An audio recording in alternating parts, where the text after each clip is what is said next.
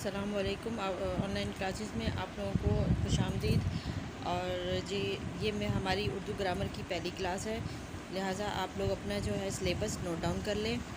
Slide पर आपको नज़र आ रहा है ये जो सिलेबस है, आपने कॉपीज़ पे नोट डाउन करना है और थोड़ा स्पेस भी देना है, ठीक है, ताकि जो है हम आगे मज़ीद एडिशन कर सकें। और जो है और ये सब काम करके आपने स्कूल में सबमिट करवाना है, ठीक है।